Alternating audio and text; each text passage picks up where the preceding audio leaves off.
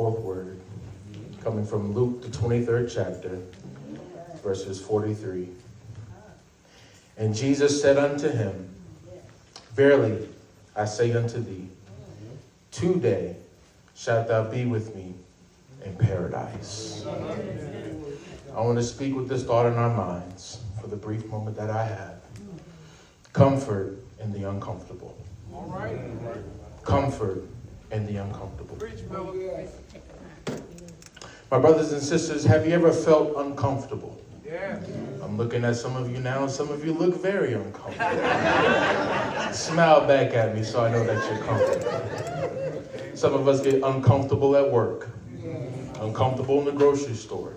Some of us have been financially uncomfortable.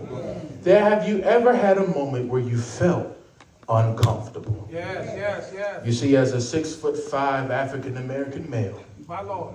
who kind of looks like Denzel, a bit of Morris Chestnut, I've had moments where I felt uncomfortable. Talk about it. People looking at me differently. People watching me differently. Yes. It can feel uncomfortable. Tell us. When we look at the circumstances that Jesus was in during this segment of his life, we can confirm that Jesus is faced with the physical, mental, and emotional discomfort. Yes. Jesus was wrongfully convicted, beaten, chastised, insulted, rebuked, then forced to carry a cross up a hill called Golgotha. Come on, sir.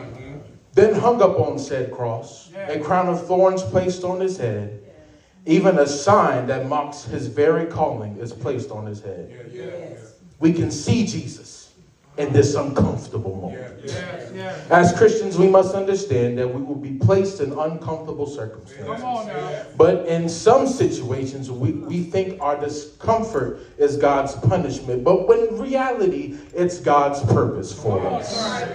See, this brings me to my first point, and I had some issues with the text. Because the Bible says that you shall be with me in paradise. Now, if you read this text and you really dive deep into it, you'll see that he's talking to a thief.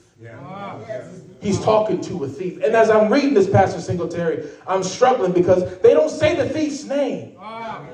They don't say his name. They just call him by his occupation. They call him by his sin. They call him by his pain. They only identify him for what he's done and not who he is. That's some of our testimonies right now, that people have identified us, not for what we are, but what we have been through.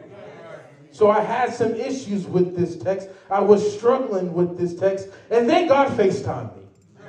God video called me. He said, son, sit down. I want you to understand something. I didn't put his name in the text for a reason. I said, God, why? Why didn't you put his name in this text? He said, it doesn't matter what his name is. See, we got to focus on, sometimes it doesn't matter what our names are, but it's the fact that God is still next to us. You see that Jesus was placed on the cross next to the man, and the man was wondering how he was going to make it into heaven.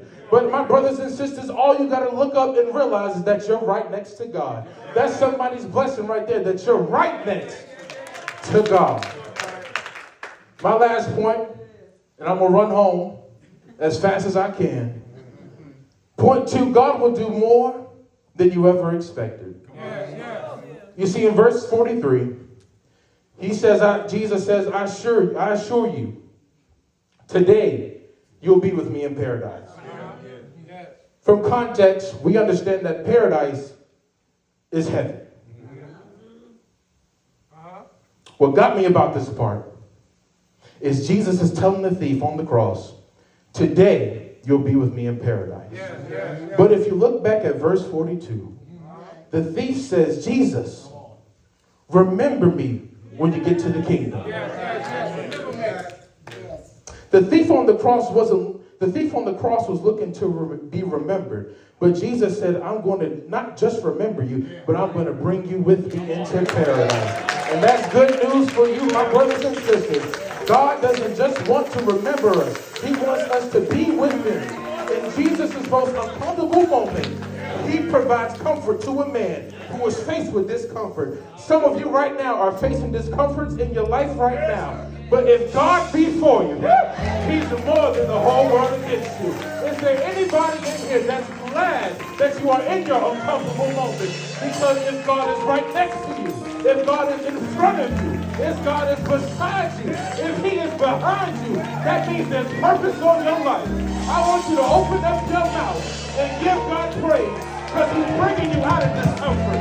He's bringing you into paradise. He's bringing you into healing. He's bringing it to your testimony, because they that wait upon the Lord shall renew their strength.